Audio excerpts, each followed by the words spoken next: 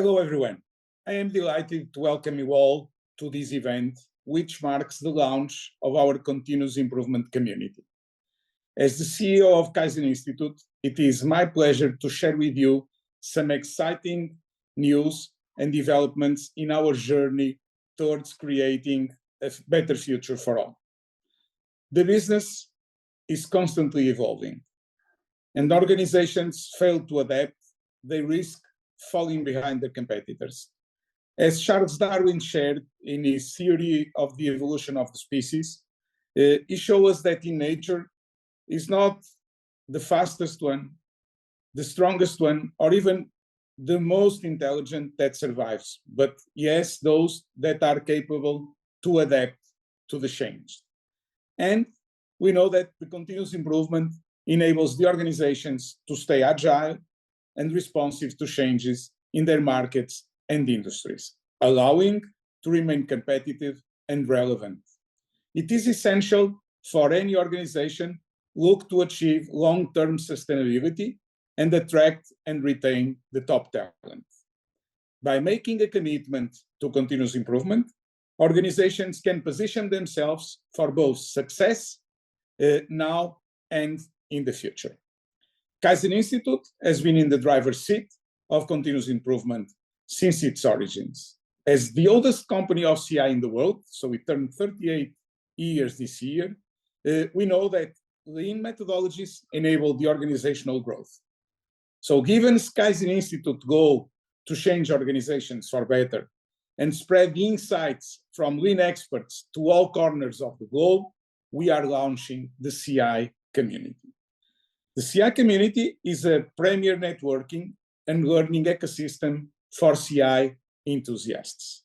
It is our mission to elevate the practice of continuous improvement worldwide by fostering collaboration and sharing best practices among our invited members.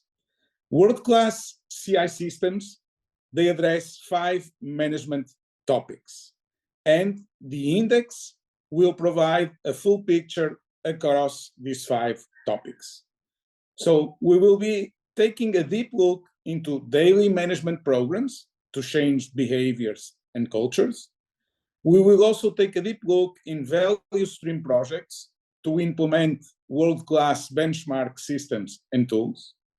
It is also important to take a look to strategy and business alignment, so to get the management direction and the commitment. CI management to manage the social, technical, and transformational program.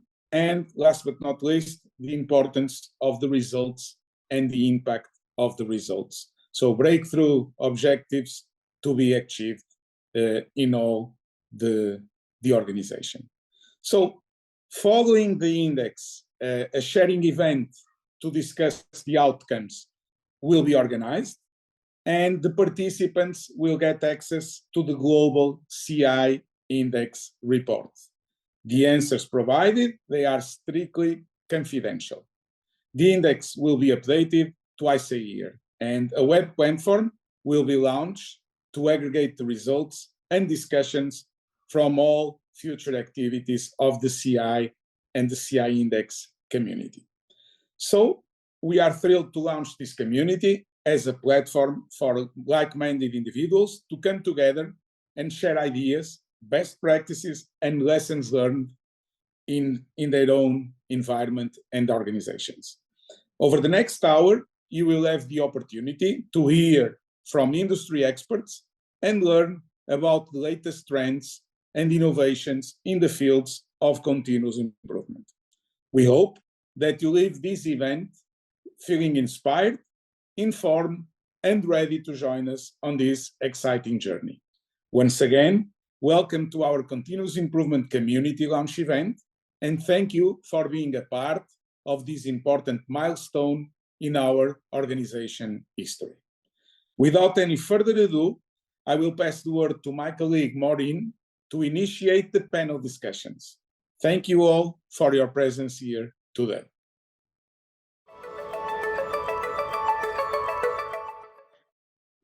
Thank you, Antonio, for setting us up so well. Hello, everybody. My name is Maureen Balsters. I'm Senior Executive with the Kaizen Institute. Welcome to the Learning from Each Other section of our event. I'm really excited about this event. I do realize there are many initiatives around continuous improvement communities out there.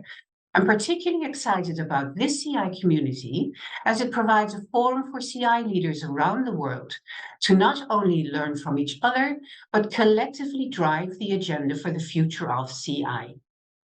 This community brings global CI leaders together to increase innovation, expertise, and capabilities through learning opportunities that you can apply within your role. As Antonio explained, the CI Index is a recurring survey on the state of CI in global companies today and priorities for tomorrow. Imagine how having these insights, this network, and when needed, the support to prepare for your future. In store for us today, I'm happy to announce our first speaker is Bob Emiliani. Thank you, Bob, for being with us today. Next, I will have the pleasure to talk with three eminent practitioners in our field. They are Jens Becker, Phillips Sullivan, and Peter Veltman, three global CI leaders from Benteler, Shell, and Phillips, respectively. They will share their personal insights on driving CI to the corners of the globe. On behalf of Kaizen Institute, thank you for being here today and taking on this challenge to share your personal journeys with us. After hearing from them, we will come back to Bob for our Q&A session.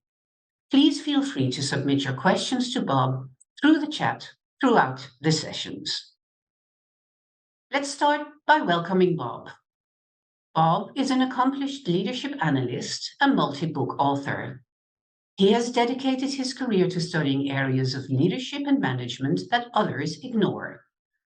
With over 30 years of industrial management, research, and full-time teaching experience, Bob is highly regarded for his thought-provoking writing and speaking.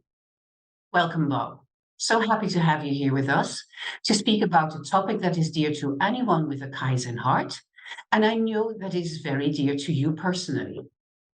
That is the topic of creating a sustainable world for humanity and the contribution that Kaizen has on creating that sustainability. Bob, please share your thoughts with us. Thank you, Maureen. I'm happy to do so. So yeah, there are two aspects of Kaizen related to sustainability. And the first one is that Kaizen is an extremely powerful method to help achieve environmental sustainability. And that, of course, will be in tandem with existing and emerging technologies whose focus is to reduce or eliminate the consumption of resources such as water or oil or natural gas, paper, plastic, etc., as well as to reduce emissions, so that CO2 emissions, methane, waste heat, also there's paper, plastic, things like that. And so my view is that we remain very far from realizing the full potential benefits of Kaizen for not just employees and suppliers, investors, customers, and communities, which are all very important, but especially for Mother Earth, for the environment. So for many decades now, 3-4 decades, depending on where you start the timeline, maybe even 5 decades, we focus principally on economic benefits of Kaizen and continuous improvement. And this has been the case for a very long time and is way too limiting. So I think we need to expand our focus greatly and realize the social and environmental benefits of continuous improvement as well. And also recognize that Kaizen is really the lowest cost and highest impact method for sustainability. And it brings to the forefront people's wonderful ideas and creativity to solve very important problems, not just for business, but for communities and the environment as well. And of course, this touches upon employees, suppliers, investors. It touches everybody. So we're really, have been narrowly focused for many decades and need to expand the focus to realize the full benefit of continuous improvement, and especially for the environment. The second area that we need to think about is what else we can do to expand the knowledge and practice of continuous improvement to more people and more organizations. And one of the things I think is particularly important is we need to avoid the viewpoint that technologies are the only practical solution to sustainability. It also involves people and their ideas at a fundamental, at a working level. And of course, that is the activity of Kaizen and continuous improvement. So we've been very much focused over the many decades of engaging companies, but we must do more than that. We must engage workers, we must engage labor unions, communities, societies, and we must build strong coalitions that together generate significant demand for continuous improvement. And that with a widening focus of all the benefits that we can have, that if we can expand this to a larger audience, then this will help greatly with the goals of sustainability as well. That's a very interesting appeal that you're making there, Bob. The notion of involving everybody in building towards a sustainable future through the people really appeals to the Kaizen foundational principle of respect for people. Do you have any thoughts or any recommendations on making that concrete and pointing towards first step actions that people could undertake to start that journey, or maybe continue that journey for those who are already on the path? Yep, certainly. Well, we have well-established Kaizen practices currently, but I think those practices can be improved to include the reduction of Earth's resources that are consumed in all activities within an organization. So the focus tends to be on operations and eliminating waste and so forth there. But there's all these other parts of an organization that consume different types of resources and so forth that we need to engage in Kaizen if we're not already doing so, but also improving Kaizen practice so it takes into account not just the typical metrics that you would find within Kaizen, but also what are we doing as part of this Kaizen to reduce the environmental impact of our activities in whatever functional area we happen to be engaged with Kaizen. The second thing to do would be a much wider engagement of the workforce in Kaizen. So all functions, all levels, all sites. And in some organizations, we see this happening, but in many organizations, it remains too restricted to operations.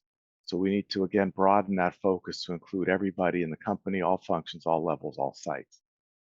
And then a third thing we can do is, not just communicate, but enthusiastically communicate what we've done, people's ideas that have contributed to increasing sustainability, reducing the corporate environmental footprint, to media outlets, to generally members of society, to politicians as well.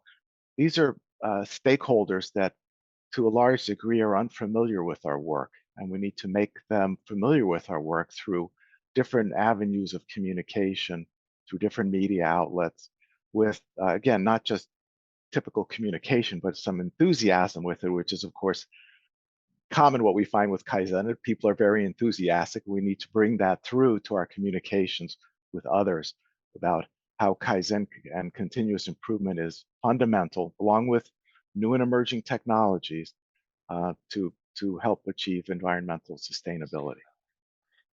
Yeah, that's fascinating. The enthusiasm always speaks out of our faces, doesn't it?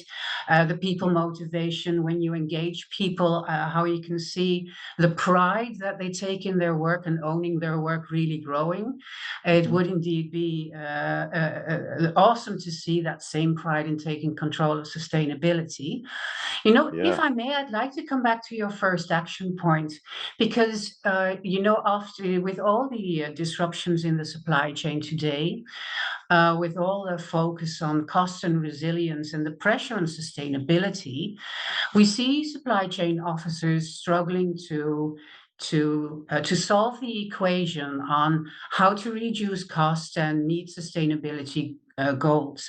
And one of the examples that's been given is that if you focus on reducing your energy consumption, you will become more sustainable and you will also reduce your cost. Mm-hmm. How do you think Kaizen in particular could contribute to this example, to that objective? Yeah, absolutely.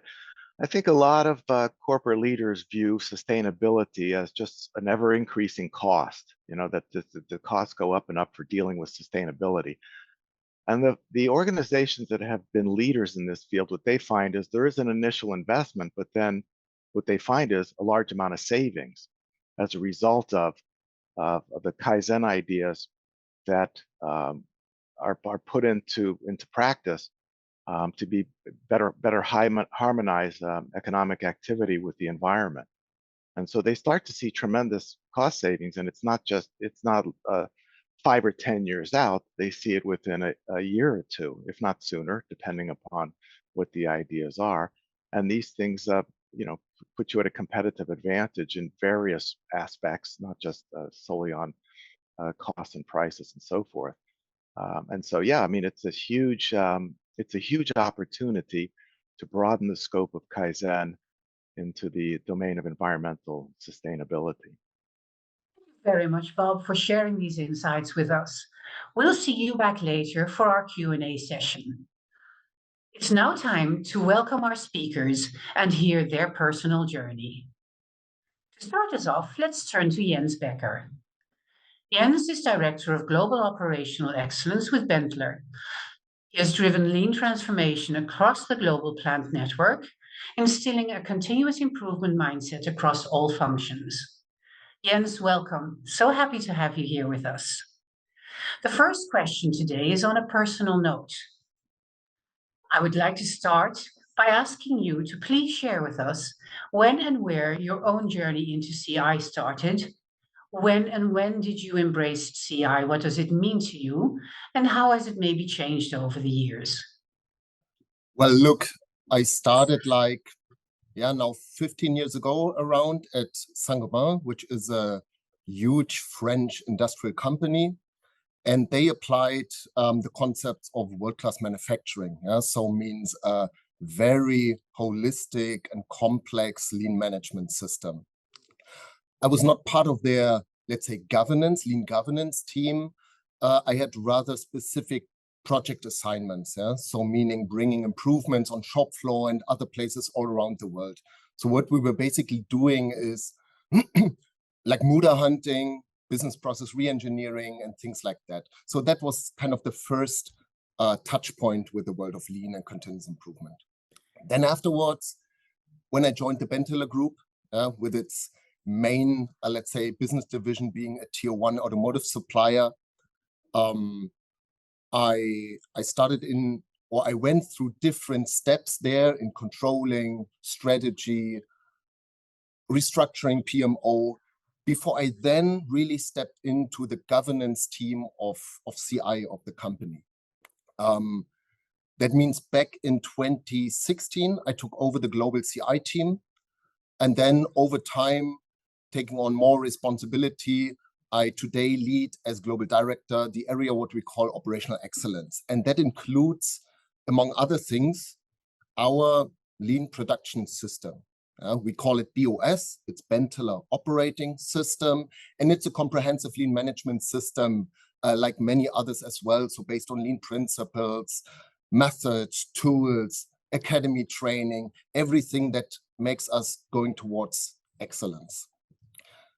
And then, I mean, the why is a difficult question, but a good one. Yeah, I need to say I love the holistic approach of lean and continuous improvement and the philosophy behind. So CI is not narrow, it's broad, it's integrating, it's cross-functional, it looks at processes and people. So you really try to take a whole company on a learning journey. Yeah. And this is then, by the way, also a learning journey for you as a person, for your own. Yeah. You learn a lot on that, not only professionally. And I think we've all indeed been there. What I hear you saying is perhaps your first introduction into CI was projects, was shop floor, was a Kaizen event, was an A3. And now it's, you know, a critical part of the system of the organization as a whole. So it has also evolved over the years. Would that be fair to say? Exactly. Yeah. So from, let's say, at the beginning, practicing it, yeah, down to earth. I'm still down to earth, but meaning on the shop floor, searching for improvements and so on. So having direct impact on a small parameter, let's say, and this change to now, yeah, leading or trying to guide and help a whole company on that journey, and then, and we might talk about that one then. It shifts a bit from tools, etc., to how to bring a mindset and take many people on a way. Jens, thank you. That's very clear. Jens, I would also like you to ask you what meaning you give to CI, please. Has this changed over time? Do you think it may continue to change? What does it look like in your context, in your environment? Well, so in our industry, in automotive business, it's kind of indispensable, I would say, to live continuous improvement, because the expectations are just so high in terms of quality, cost, delivery, and they are ever increasing. And then, since a couple of years or many years, we are talking about that world being VUCA, BANI, or however you call it, all that nice words that just say that it's volatile, ever-fasting, changing, complex, ambiguous, and all that stuff. And again, with a speed of change that is ever increasing. And this is where I would say the meaning of CI does not change completely. But I mean, the new normal of a company like ours is not anymore like you're in balance and static and so on. It's more a constant transformation. And the CI framework, I would say, provides you really what it takes to navigate through these changes. It provides you with capabilities to create certain stability, while practicing that agility, that mindset to always adjust and improve constantly. And then in terms of how it changes, maybe I would say it's more and more about people and culture. You really need, like I said before, also to take a whole organization on a journey. So it's about communication, collaboration, making everyone understand the strategy and pulling in the same direction. So Hoshinkanri, strategy deployment, all these maybe rather soft aspects, are then the more important factors in your lean transformation. That was true in the past, but I think this is simply getting more and more importance nowadays. Yes, I really like your answer about it being indispensable. And I can see how, as it becomes more and more a necessity for survival, it also has to cover more aspects. What you were describing, the Hoshinkanri was there, but it's becoming more and more and more important. And what I really like about your answer also is, in this we saw in COVID, the organizations who have truly embedded CI, but not CI as a tool, but the mindset, the skills, the capabilities into their DNA were the ones that bounced back quicker. They are more resilient, right?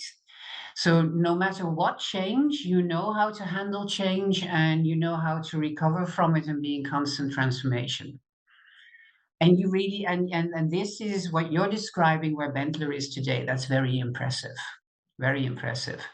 Thank you. Exactly. And if I also add that aspect of you don't look at the CI system from that mechanistic point of view of tools and processes, you really need to see the holistic aspect of it. Then it's often a lot of, let's say, buzzwords and so on, but really we can break it down, and we saw how important these, let's say, overarching and underlying aspects are on the way. Yeah, so there are continuous truths. Despite all of the change that we see, there are some things that never that remain the same, and these are these overarching principles. Exactly. That's great. Thank you very much. Thank you. Moving on, Jens. Sorry, moving on, Jens. If we consider Benteler as a global company and deploying lean across all of the plants in the global network, that's quite an achievement.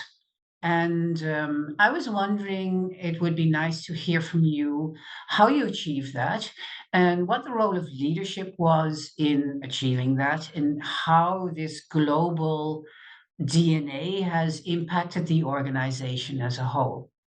So first of all, thanks for the comments, but lean implemented around the world sounds very big. Yeah, sounds like having reached the final position, all goals are achieved. I know you didn't mean it like this, but I want to emphasize this also. We are humble. We know this is still a very long and maybe never-ending journey towards a lean status. However, I think we have really made big steps in the last years, and big improvements. To give you an idea, we have like 60 plants worldwide in all relevant automotive markets. We are present, more than 20,000 people all around the world. And all of them are good people, smart guys, good ideas. This is good, it's the fundamental basis. But the challenge was, and continues to be, is aligning all of them on the same journey. And this for all aspects of our lean system. So the what, the how, and the why. And especially the why is where you really need leadership to make it happen. So from all, let's say, elements of our lean management system, so be it the daily Kaizen, where autonomous shop floor teams steer to performance and solve their problems, to focused improvements where you develop capabilities to enable breakthrough improvements, and all the methods and tools we have in place. There is this one element that makes really the difference to everything, and that is leadership. And leadership means coaching people in critical thinking skills. Leadership means reinforcing discipline, asking for the desired, let's say, work habits, acting like a role model with presence on shop floor, living the processes that we preach. But what I also mean with leadership is that you cannot delegate continuous improvement to a CI expert team. That means those guys, my team around the world, they're important. They're the knowledge owners. We can train and coach people on the methods and principles and everything. But the pull and the direction must really come from the leaders. And then I really mean the natural leaders in the company.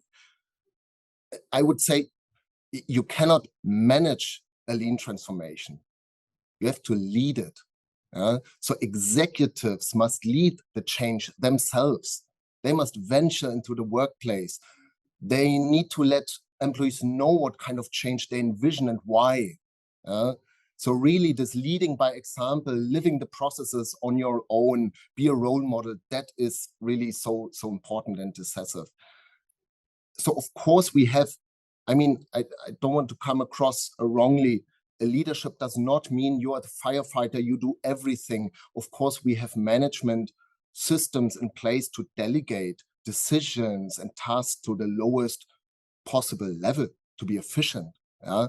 But really, leadership means we need to be at the forefront of living these processes, of asking people, making them think about their problems to come to solutions, help them with a clear help chain. And all of this requires a lot from management levels, I know, but this is what it takes to get great results. So, and then maybe last comment, it might sound as if we're perfect in all of this at Benteler. No, we are on the way, but we simply identified very clearly that leadership and management focus are really the decisive factors to make the difference. I would imagine that not every leader in your company was this type of leader when you started out. So did you develop leaders? Do you have specific profiles? How do you develop these leaders? So it's to be honest, this is the hardest part of it, because again, when I talk about daily Kaizen or project improvements and methods, tools, then it's more easy. You have your toolbox, you open it, you teach people, and then they simply practice and apply, yeah? And then you can adjust and help and so on. But that leadership element is difficult, because it's not like, hey, we set up a training program, then every plant manager and so on goes through this, and then we have changed everything, because it's a mindset, yeah. But then, how to answer your question? I mean, it's an ongoing way of practicing. It is indeed also some methods and tools that reinforce this. So you know it. We have Gemba walks, we have Kamishibai, we have all these processes which brings automatically leaders into the game. Yeah. So our motto was also kind of back to shop floor. Yeah. Meaning presence of leaders, showing really involvement and engagement. Then how to really engage all the leaders. We are also not there yet. You can imagine, I said how many plans we have and so on. And then also depending on the region and cultures and so on is very diverse. Yeah. But what we learned is, I mean, management focus is important, and that starts really at the top, you know. So once we have a clear commitment, and more than commitment, strong sponsorship. So our management team, management board wants this, is pushing us to implement this and putting focus on it. This is the way how we got, let's say, more grip on it. Again, it is still a long and hard way to really practice and become great. Yeah? It's extremely clear and extremely heartening, and I love to see the passion when you talk about this and the role of the leaderships. Thank you very much. Thank you. Yes, as we all know, supply chains have been seriously disrupted over the past few years. There's a host of Gartner research out there. Yesterday we saw the reveal of the 2023 top 25 from Gartner. Automotive, obviously, the whole value chain and supply chain has been under immense pressure and will continue to be under pressure for the coming years. What role do you see continuous improvement playing in that pressure in supply chains, and how is Benteler preparing for the future? So, well, I mean, the role of CI is, generally speaking, to create capabilities to react quickly to problems and solve them, and also to establish that kind of help chain for escalation and support and everything. Now, what you are referring to, what happened over the past years, is, I mean, it's also a bit something different, because this is disruptions, so crisis, one crisis after the other. And then our company, like many other companies as well, reacted with crisis management. That means focused activities to protect our supply chains, our customers. And let's say for all aspects that were in our hands, we somewhat successfully managed it together with customers, suppliers, and everything. What it then means for future setup and processes, we are analyzing still. We are in it. We need to find out. Maybe we need to carefully challenge some of our paradigms, in terms of, I say now, safety versus lead time and all of this. Not clear yet, but I mean, one thing is for sure: this VUCA world will stay. And I would say navigating these disruptions will become more a competitive advantage or vital competency for a company like ours. And here CI can play a crucial role in it, because again, it provides the concepts to create stable, robust processes, but at the same time to practice continuously that mindset of always challenging the status quo, trying to bring us to the next level. So this is how I see the role, how CI can help in this context.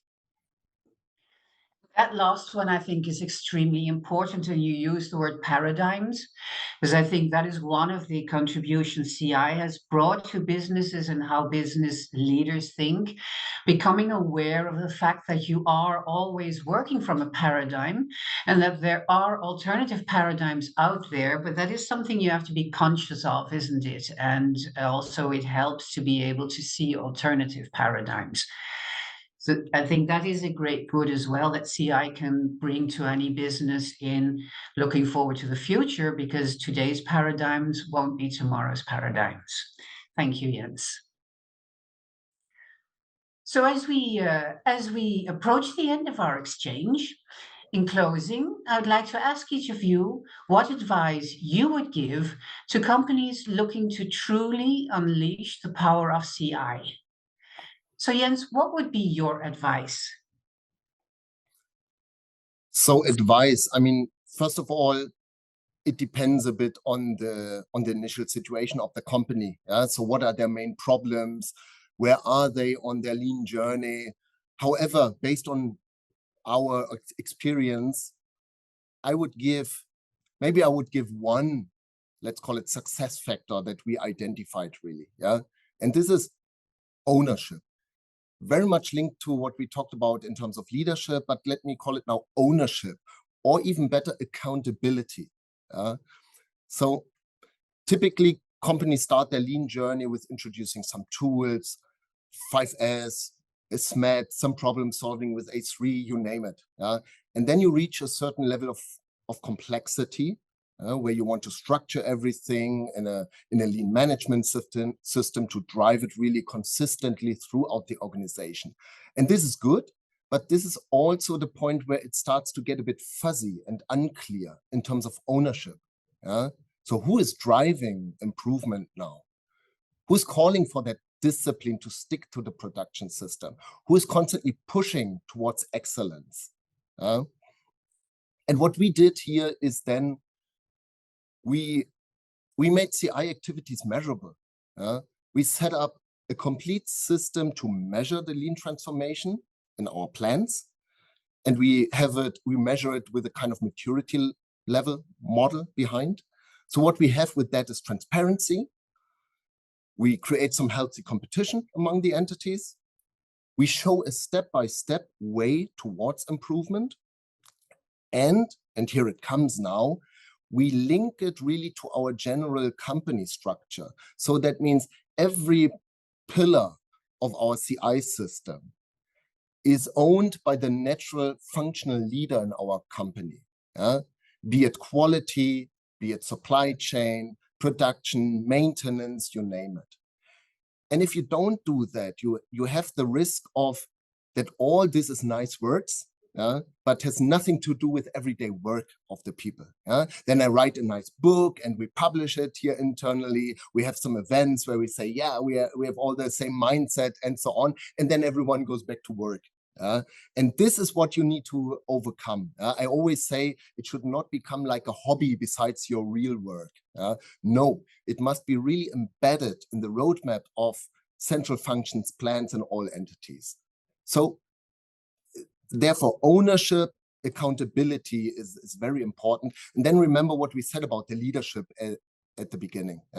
Then leaders integrate this into their everyday life, and then they foster the continuous improvement, no matter if we are talking now about shop floor teams, daily Kaizen, or top management starting the Hoshinkanri process.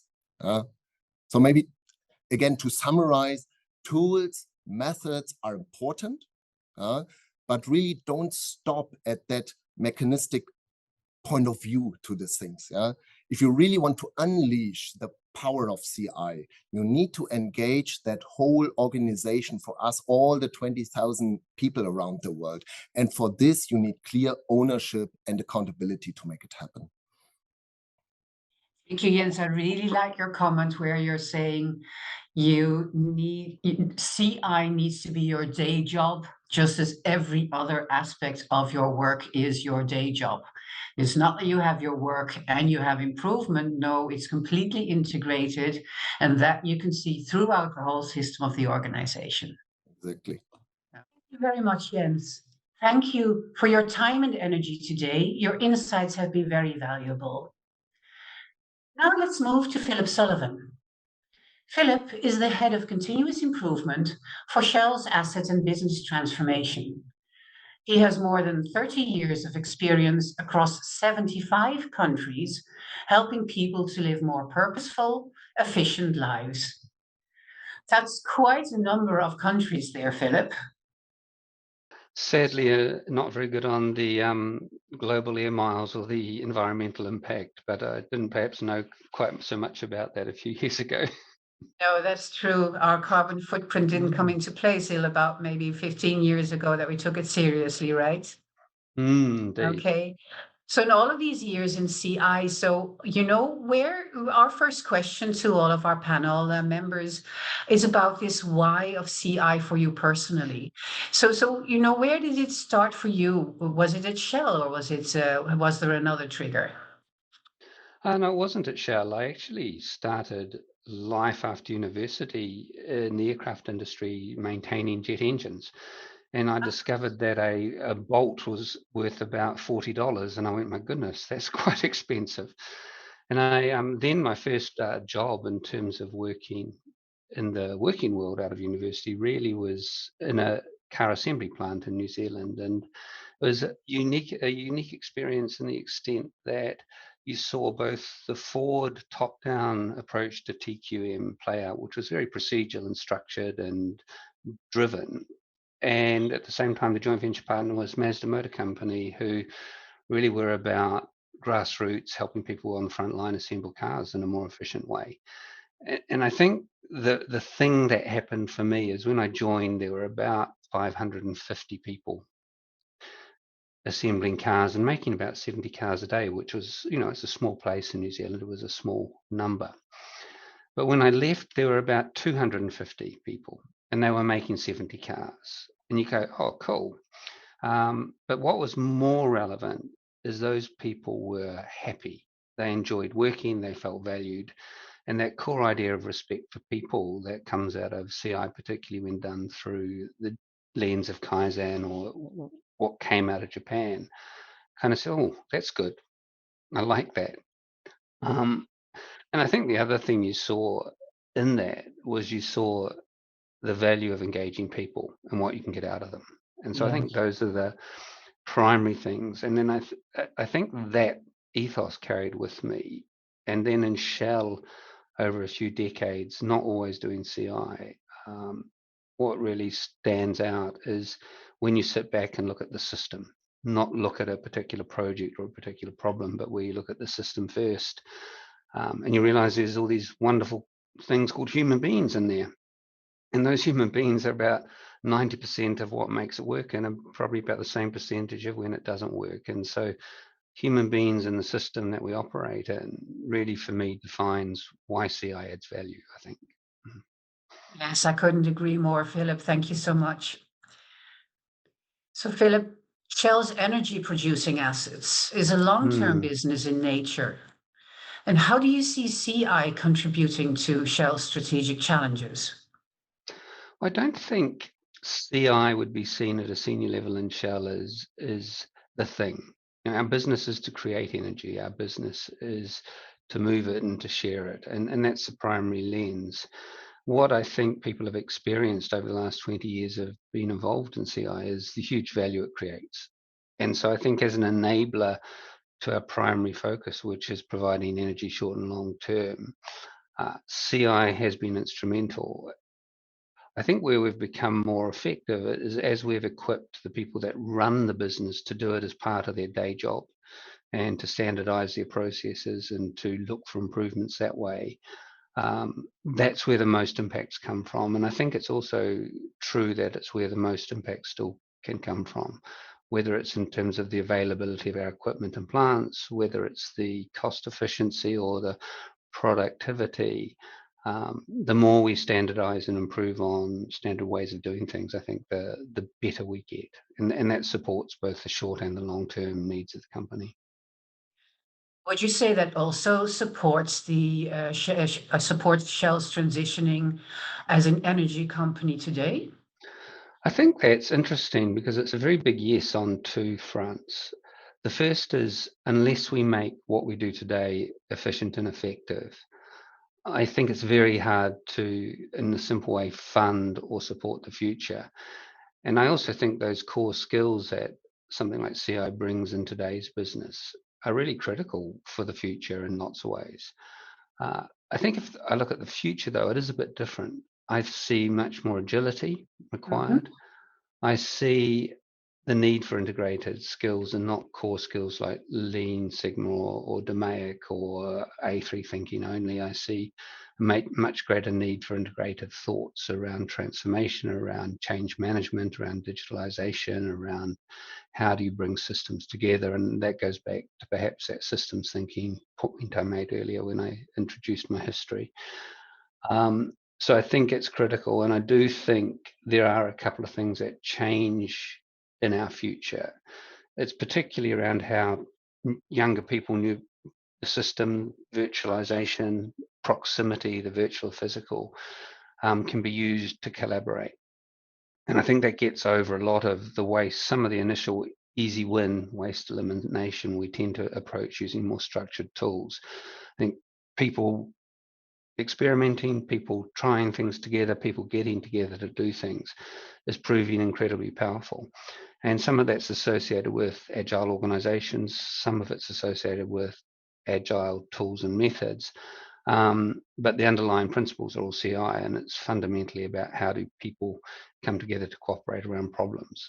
And I think the other thing that's really changing in the future is the diversity and spread of stakeholders, of problems, the newness of the problems really lend themselves to this systemic way of looking at the world, and not perhaps leading with A3 thinking or leading with Lean Six Sigma or DMAIC or something like that. Very much leading from what problem are we trying to solve and what do we need to get into the system to help really solve that.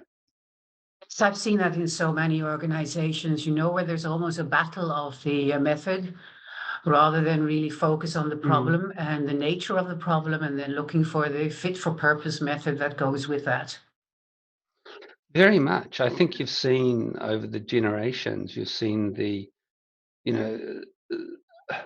acolytes of DMAIC or DMEDI or A3 thinking, or now Agile, with this strong adherence and belief in the tools and process and systems. And you can say it nicely, but essentially mostly that derails in our organization.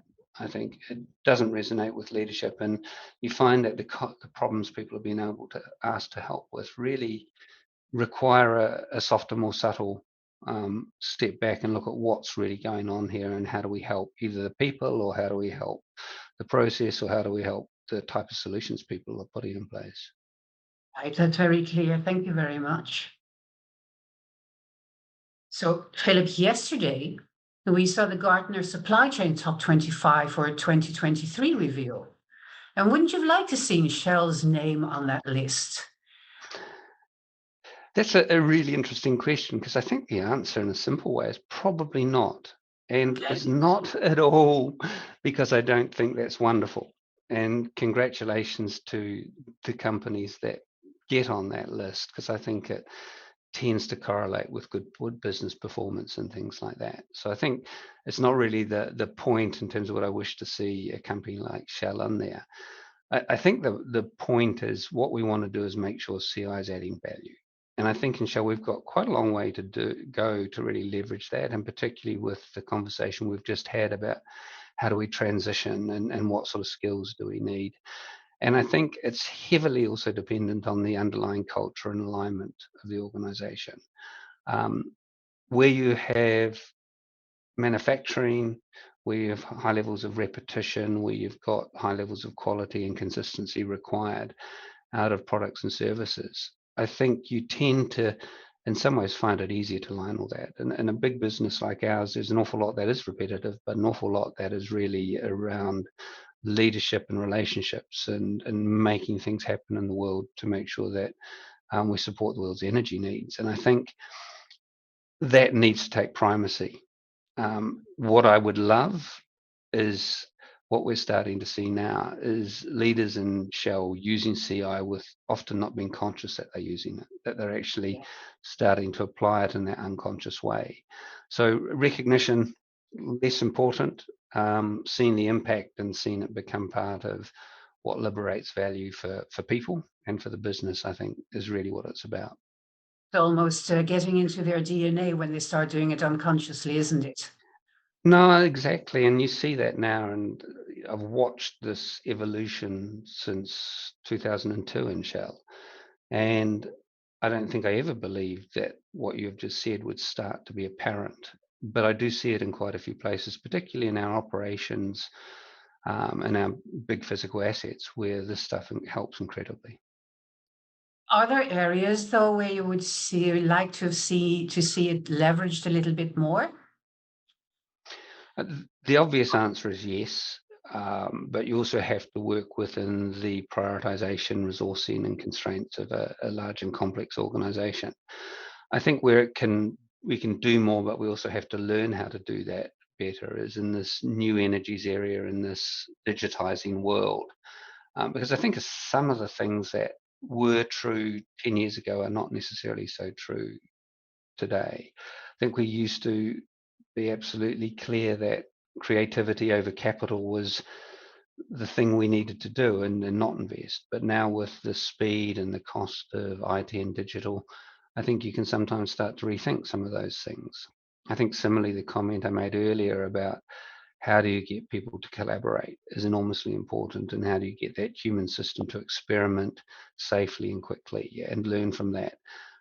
These are some of the things we need to learn how to do much more effectively. Thank you. So you've mentioned the power of people, the criticality of engaging people, and also of approaching CI, or should I say business, at a systemic level. Obviously, Shell is a global company, locations spread across the world. I would imagine that brings its own challenges, and we've heard from speakers before that on a global scale, we have more challenges engaging everybody and keeping it at one system. So how does that work out for Shell? And could you share with us what you think has been, and perhaps still is, critical to keeping CI relevant in Shell across the globe? It's really interesting, because one of the great gifts that someone that works in a multinational organization gets is exposure to people in the broadest sense. And it's probably one of the things I've valued most in my career. What's also interesting is how varied human nature is, and how both consistent it is, and you learn to see what the core of it is. In CI, there's a couple of things that are consistent. Everybody says it won't work here, and everybody has a point of view about what it is, and they usually miss that point. What we find is when people start to understand it, you see the same light in people's eyes in every different culture when they get it, when they go, oh, because it goes back to that human value point I mentioned at the start, that people, when they feel respected and feel properly used, I think that brings meaning to their lives. I think it is also true that it's different in each culture. And the challenge is not really so much to hold on to a common tool set, because I think those are largely, immutable. They don't change. I think what I always try and do, and a lot of the folks I work with do, is say, look, you know your country, you know your culture. Understand the ideas, understand the concepts, and work out what the right sequence and how you apply that, or what the equivalent is in your place. And so I think the tools may be the same, but how you approach them in problem solving, how you fit within countries where hierarchy and status are more relevant than democratization of work, all these sorts of things, you need to ask the people who live and understand that culture the best how to solve problems. So I don't really find it a challenge to keep the core together. I think you just need to relax and recognize that we're wonderfully disparate and diverse, but also incredibly cohesive group of human beings that are trying to essentially produce oil and gas, make money for the business, and lead decent lives. And I think with those things behind us, people can adapt and learn, and there's lots of clever people everywhere. Hey, that's really interesting. It's all about situational and using the power of the cultural diversity actually to strengthen the business, would you say? Yeah, completely. And I think that happens in many ways, whether that's diversity of thought, of gender, of cultural backgrounds. I think all of those things just give you a richness. But the idea is people wasting their time is people wasting their time. People not being able to get something done because it's just too hard is the same in every country. And it brings out that frustration we all feel. And the more you can do to help each other take that away and simplify things and do things that are needed and no more, then I think those are really properties of good, human behavior and social interaction. Okay, thank you very much. So as we approach the end of our exchange, I'd like to ask each of you what advice you would give to companies looking to truly unleash the power of CI. So Philip, what would you say to the audience?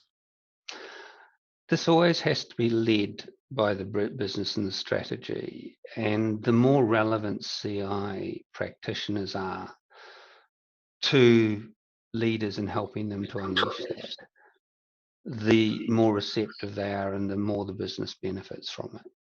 And I think it's a symbiotic coaching relationship that CI develops with the business, and also being able to sit back, see the system, see what's changing in the world, as we've talked already, and actually work with leaders. And the more that people in CI can use questions and framing to help leaders think and help leaders choose where they want to go with CI, the more powerful it is. I think gone are the days where you can really sort of start from these sort of mechanistic, programmatic approaches and deploy CI in pursuit of a business objective or value. I think you have to co-create and adapt in a very organic way to the business as it changes, and to supporting the leaders who come and go very frequently these days to say, look, how are you trying to get there, and what sort of things are you struggling with? And so the more you can make use of that, reading the system, working within the system and relating to it, I think the stronger a company's going to be. We're definitely moving away from CI relevancy to business and CI relevancy then. I think so. And I think arguably it's always been this. I think when it was novel and new, we needed to make it clear what it was, and we saw it as bringing a unique contribution. And the point is not that it doesn't, but I think how you go about that and how you integrate that with other capabilities is the thing that really releases value and ultimately helps people to lead, interesting professional lives. Thank you very much, Philip, for your insights and for having been here with us today. I will now move to our third speaker, Mr. Peter Veltman. Peter is a continuous improvement leader with over 35 years of experience, of which 32 years with Phillips. He now holds the position of Senior Director, responsible for global continuous improvement efforts. Welcome, Peter. So nice to have you here with us today. Peter, you have the longest record of accomplishment of our speakers today. Do you remember what brought you to CI and how CI has changed for you over time? Yes, as you mentioned, Maureen, I started working for Phillips a long time ago, first in supply chain management and then in purchasing, procurement. At one stage, I was asked to set up a supply development team for Phillips. We're very dependent on our suppliers in terms of our overall performance, and we basically started to do lean deployments with a number of key suppliers. These were longer-term improvement programs where we immediately saw that we could get, big improvements in quality and delivery and productivity.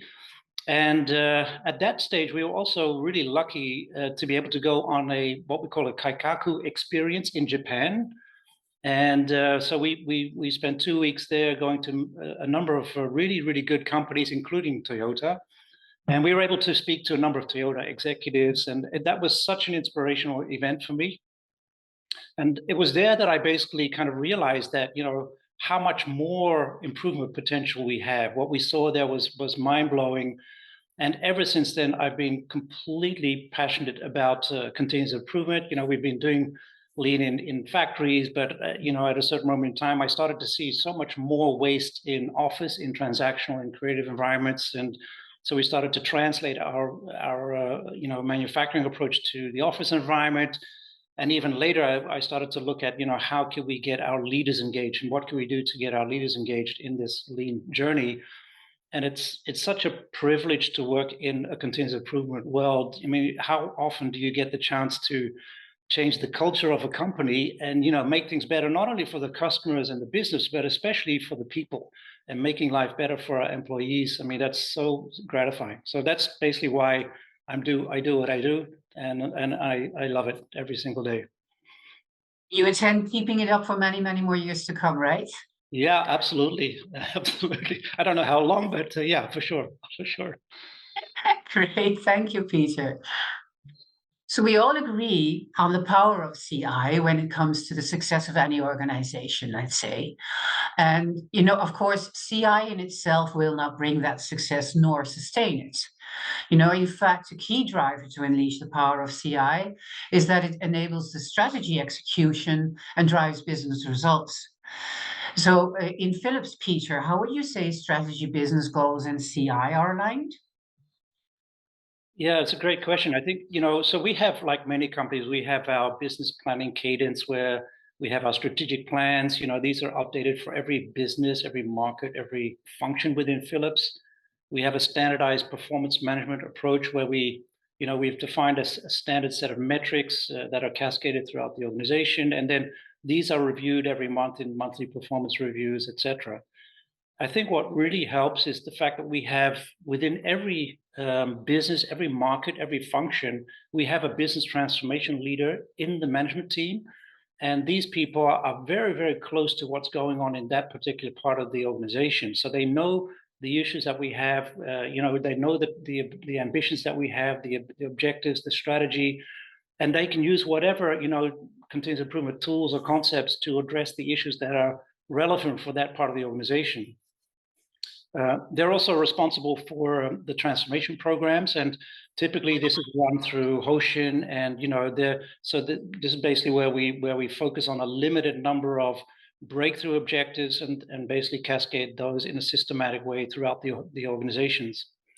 So that's kind of like on where these business transformation people fit into the organization. What we've also done, I think, in the last couple of years is to really focus on, strengthening our daily management throughout the whole organization. And all of that is geared towards reaching the objectives that we've set throughout the whole of Phillips. And one of the things we noticed that we weren't in the past that good at problem solving. So also there, we've done a lot to really try to improve the overall problem solving skills of the company by running literally thousands of daily management and problem-solving boot camps to also there help the organization achieve its business goals. And with that, I think that's been really, really valuable for Phillips. That really speaks to the heart of the organization. Everybody is a problem solver. I remember it was one of the pre-reads that we used to use in the trainings. Correct. Yes. Yeah, yes, and I'm sure that's something that you saw at Toyota as well, right? A culture of problem solving is really what makes you robust. Yeah. And it's not just, factories, especially everywhere, doing, problem solving everywhere, every day, and really trying to, get that culture of continuous improvement across the whole organization. Yes, and what I also appreciate, and we heard this also earlier from Philip, is this notion of co-creation, which is my interpretation of the business transformation function in the management team.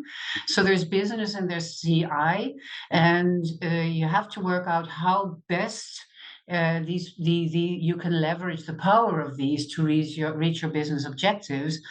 But it's very much a co-creation something. It's not something that business asks CI to do or CI recommends the business to do. It's something you do together. Absolutely, yeah. And I think the role of the business transformation leader is also to coach the other management team members in that thinking, and collectively, basically, then something good can come out of that.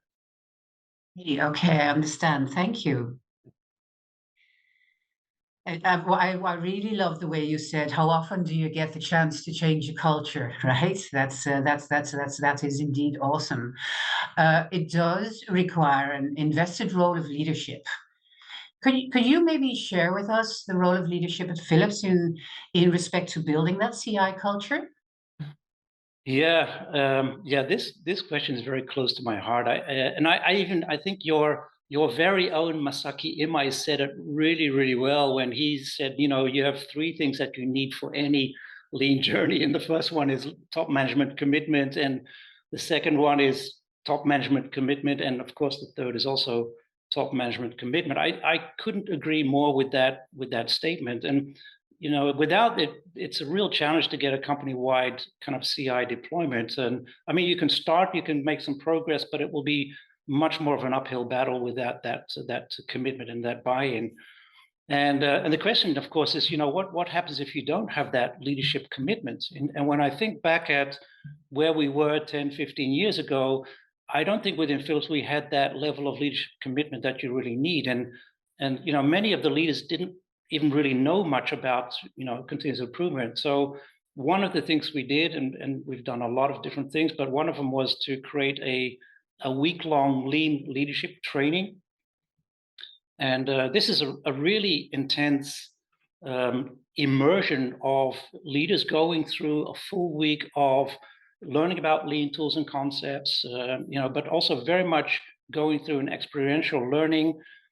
We split them up into teams where they compete against each other and do all kinds of crazy assignments. So we teach them how to create high performance teams, and we focus a lot on the leadership behaviors and what is the role of the leader in a lean journey.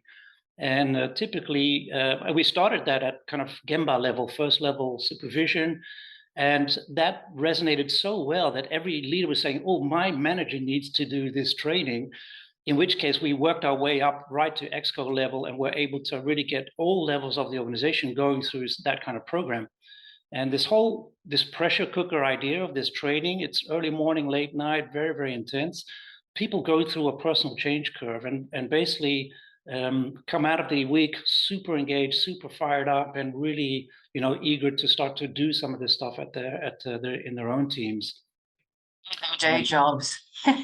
Yeah, exactly. Yeah. And the expectation then is also to apply that in a 3 to 5 day Kaizen event, etc. And ultimately, what you want is to have your leaders to become coaches, right? And that's what this training is also all about. Must take a lot of convincing for leaders to step out of their job for a week and to be completely offsite. Yeah, it was a challenge. And the original format of the training was an 8-day training that spanned over 2 weeks even. That was tough to get the senior leaders. The moment that we went from an 8-day down to a 5-day, that was much more easier to get that. I mean, it's still a challenge, of course. But I think the reputation of that training really contributed to people wanting to go to that training. It wasn't, that we had to force them. Although, even our Exco, once they started to see the value, then they basically said, well, yeah, we do expect that you leaders all go through this training at a certain moment in time. So that was I think we were really able to get a lot of momentum through this kind of training, amongst others, many other things, but this was one of the things that we worked on. And I can imagine, that Frans van Houten having been in that training and sending that message would have helped a great deal as well. Yes, and even our new CEO also went through that exact same training. He's a big believer in lean, and yeah, that's great to see. Okay, so Masaki Imai will be very pleased to hear about this at Philips, Peter. Thank you. Good to hear. Philips is an innovation company, and I imagine CI must innovate along with it. So can you please share with us the impact that the constant search for new ways to improve customer experiences and to transform how businesses generate value have had on CI capabilities, please? Yeah, that's another great question. I think, when I think back at, how we have evolved within the CI community, within Philips, I mean, First of all, we were a very diversified electronics conglomerate, and we changed from this high-level diversity to a much more focused health tech company, which basically means now everything is about quality and patient safety. That means that we needed to learn how to, work from a CI perspective within a very regulated environment, which is different from some of the other businesses that we used to have. In addition, I mean, when you look at the type of the innovation, increasingly the digital aspect, digitization, going to much more software-based solutions, rather than just developing a single product. These were much more connected, solutions that we were offering to our customers, to the hospitals, and much more in a solution-based business model. Also, this basically meant that we needed to kind of pivot and to see how can we support these teams to deliver on that new strategic direction. And that also meant that we were doing things like much more focus on agile, the scaled agile framework, Scrum, Kanban. All of these things were being deployed, especially in the more kind of creative areas of the company. So that was one aspect of change that we went through, I think, as a CI practice. I think others were, driven by other external factors. And if you look at, through COVID, we really had to change our way of delivery of training and running events, from face-to-face much more to virtual formats. And we've been, we've transferred every kind of training format that we had to a virtual training format or a virtual value stream mapping event or Kaizen event. We can do that all virtually. That actually opened up some other interesting opportunities because, like many other companies, we also have what we call global business services. And these basically are shared service centers where a lot of the, let's say, more transactional type of work is being done in a number of hubs around the world. And one of the things that we've been doing in the last few years is also to provide more higher added value services. And that includes things like project management as a service, analytics as a service, translation as a service, and also, and this is something that I've been working on for the last 2 years, is to set up a team of lean experts that provide continuous improvement as a service to whoever needs it within Phillips. And this is a really exciting journey that we're on. So kind of like an internal consultancy, which creates a lot of flexibility, but it's a great way to kind of develop talent. I see it as a talent incubator, because now we have people that are working in many different parts of Phillips and they're getting great experience. And with that experience, we can put these people into other places within Phillips. And that will also help, I think, Phillips on the long term. Many other things that we've done. I mean, you and I know we've also worked on things like gamification and using app-based tools to drive the learning and apply that learning in real life. And this is something we developed together with Kaizen Institute. So we're always trying to find innovative ways to get the message across, to get people to really, apply that learning in real life and real business practice, because that's basically where the real learning takes place. And so it was a very interesting experiment that we run with this app-based gamified environment to get people to compete against each other, but then in real life business problems. So yeah, many change, never a dull moment. Never a dull moment. No, indeed. And this CI as a service is interesting because as we all are working to infuse business people with CI DNA, you now have CI people that you're infusing with business DNA, and you're bringing the two worlds closer and closer together. Absolutely. And that's a gratifying kind of thing, because we're doing a lot of training, getting our lean experts to the highest possible level of expertise, and not only from a conceptual point of view, but also how can I get that message across? So I always look for people that have what I call the ability to enthuse. If we can get people that can get that message across, but also get people excited about that message, it's not just about training and theory, but I want people excited and to go out and do that stuff. And that's what we're trying to cultivate within my team. Yes, okay, thank you. It's CI is so much not just about improving, but really about continuously learning, driving, fusing. You never give up. There's no end, there's no finish line, right? Always look for the next opportunity. Correct. Yeah, absolutely. Thank you. So Peter, as we as we come to the closing of our panel session, I'm asking everybody to share an advice or a recommendation, or maybe a defining moment that you would give to companies looking to really unleash the power of CI. So, what would that be that you would like to share with us? Only one, Maureen, or yeah, no, I've made so many mistakes. I have a lot of advice. I think one of the things, coming back to leadership engagement, one of the things that I've learned a long time ago was I call it we used to call it the 262 rule, which means basically out of every 10 leaders, you would try to convince those leaders to go on the lean journey and that kind of stuff. Out of every 10, there's going to be 2 that are kind of, wow, this is amazing. We're going to go and do this immediately. These are the early adopters, the innovators, the promoters, great stuff. But then you have 6 people out of every 10 that are kind of like okay, yeah, maybe show me first, right? And then maybe I will come along with you. And then out of every 10, you have another 2 people, which we call cave people. And cave people are, as you know, citizens against virtually everything. So these are people that are really difficult to move. And there might be sometimes a tendency for people to say, to put a disproportionate amount of time and effort to try to convince these cave people to change, which then entails the risk that if you do that you will then, lose momentum, and you'll lose the contact with the other 6 and the other 2 promoters. So the way I look at that is to see, can we use those 2 enthusiasts, get them to do some really cool stuff, show that it works, then get the 6 out of every 10 to say, oh, wow, this looks pretty cool. I'm going to try this out.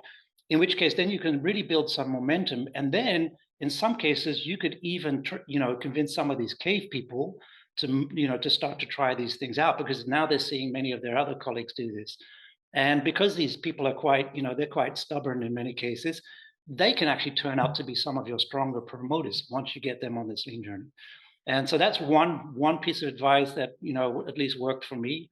I have plenty of other stuff, especially if you're working with leaders, one of the things that really helps to get that, acceptance, that buy-in, that commitment, is to not just use any tool because you have a lot of tools in your lean toolkit, but to really focus on what matters for that particular leader. What is important for the business? What is critical for the business? What is critical for that leader? And show that, whatever you do then creates a big step up in performance in that particular area. That's the way to get people involved. And when you do that, then I think that's something that can be very, very helpful.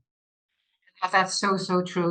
This fit for context rather than just throw the toolbox at them will make such a difference also in your credibility, right? Yeah. And I really like the cave people, and I completely agree. But cave people who become enthusiasts are your strongest supporters. But I also remember a discussion I had, and it was with a Phillips leader. One of the key attributes of a leader is that you dare to lead. So in the end, if you have 2 + 6, 8 people out of 10 who are creating the momentum, who are, driving, those final 2, it's their personal responsibility and their personal accountability to get on the bandwagon or make a different choice in life, right? Exactly. Yeah, and not everybody will join you on that journey, in which case then maybe there's an alternative to consider in that case. And maybe that's an alternative to consider. All right. That was very good advice. Thank you very much, Peter. Thank you, Maureen. Thanks a lot.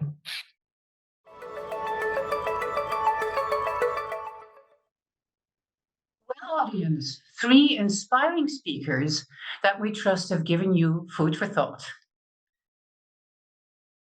Back with us now is Bob Emiliani as we move to the question and answer session. Please stay with us as we reconnect Bob.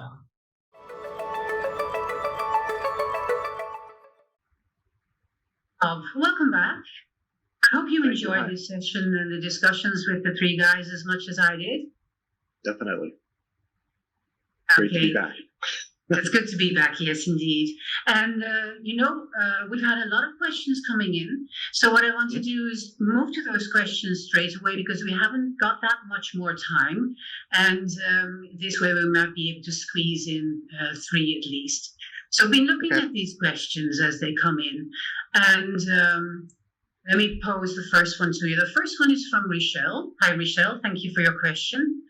So in terms of creating an organization with the correct behavior around leadership and accountability, what would you say was the biggest success factor during your journeys? So what would you say to that, Bob? Yeah, it's a great question. Kaizen really is what we refer to as, what I refer to as the 3 R's. When you're in elementary school, you learn reading, writing, and arithmetic. And so Kaizen really is the 3 R's. And when it comes to reading, writing, and arithmetic, there's a lifetime of things you can do within that framework. And just like with Kaizen, there's a lifetime of things you can do with that. And Kaizen it's fundamental to learning and improvement, but it's much deeper than what's apparent at the surface. Participating in Kaizen changes one's preconceptions. And in changing preconceptions, it starts to change your beliefs. And in changing your beliefs, it starts to change your behaviors. In changing your behaviors, it starts to change your competencies. And so all of this affects leadership and accountability. And so when we get leaders to participate in Kaizen, it's extremely powerful in terms of this sequence of changing preconceptions, changing beliefs, behaviors, and competencies. So that's really the key to success in all of this, is understanding the fundamental importance of Kaizen in improvement, and running much deeper than just what's on the surface, making changes to a process that changes how we think, deeply how we think. So leaders too must go on a continuous learning journey. Absolutely. Yeah, and it's a lot of fun. Yeah, it can be a lot of fun. Okay, thank you. Yep. Go ahead. No, go ahead. No, okay, Richelle, I hope that has satisfied you in terms of your question. I have another one here, Bob. It's from Mark. Achieving true sustainability will require not only incremental changes, but big technological breakthroughs. How does Kaizen approach technological breakthroughs? Okay, well, first of all, sustainability is not something that's ever really achievable. You can think of this, the world we live in with respect to improvement as something like there's always a gravity pulling us down back to the old way of doing things. So we constantly have to put in energy and effort to not just stay where we're at, but also move forward. And so you have to be a little bit careful with the word sustainability because it's not something that's really achievable. But what we can do is continuously practice Kaizen, and we can also gain a better understanding of Kaikaku, the kind of breakthrough, clean sheet breakthrough activities that teams engage in to fundamentally rethink a process. And within the practice of Kaizen, many times I've seen the emergence of Kaikaku, the breakthrough ideas that fundamentally rethink the process. So we have to do both of those in terms of maintaining our effort and our spirit and our commitment to improvement. Agree more. There's incremental improvement, continuous improvement, and there's breakthrough Kaikaku improvement. Thank you. Yep. Right, ready for the next one? Yep. On a completely different tone, I see a great question here from Andrea. So, what is your advice to get management commitment in a hospital? I found it extremely hard as patients take priority. Yes, management is directly working with patients. Patients do take priority, but managers are doing something else. So one of the things they should be doing is engaging in Kaizen. And one of the things that I don't think people talk enough about is how much fun Kaizen is. And part of the secret to engaging anyone, including leaders in Kaizen, is to understand how much fun you can have and how much this progression from preconceptions, belief, behaviors, competencies, how that just opens up a whole new world in terms of people's outlook and in terms of their energy and enthusiasm for change and improvement. Now, fundamentally, leaders have the status, the rights, and the privilege to do whatever they want. So there really is, in one sense, no easy solution to gaining leadership participation in Kaizen and commitment to that. However, it helps that the leaders are curious and willing to experience new things. And I think, again, if we approach Kaizen in a way where people have fun and everybody knows it's a fun thing to engage in, then they'll get involved with it. It's similar to if you threw a party and nobody had fun, the next time you invite people to your party, nobody comes. So make Kaizen fun. When you send out invitations the next time to other people who participate in Kaizen and new people who haven't, such as the leaders, then they'll come and want to participate in the fun. Thank you very much. I think we have time for just one more here, Bob. All right, let me see. This is Emilio. Hi, Bob. Regarding sustainability results, Flash Kaizen or Blitz Kaizen are applicable? Yes, both. So in my terminology, it would be Kaizen and Kaikaku.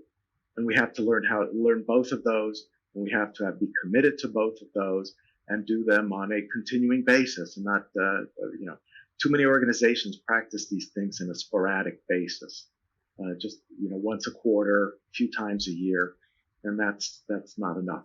We have to understand that waste, unevenness, and unreasonableness, as well as the old ways of doing things, the old preconceptions, belief, behaviors, competencies, are constantly flooding into our business, and they're flooding into our business from suppliers, from customers, they're new employees, and so forth.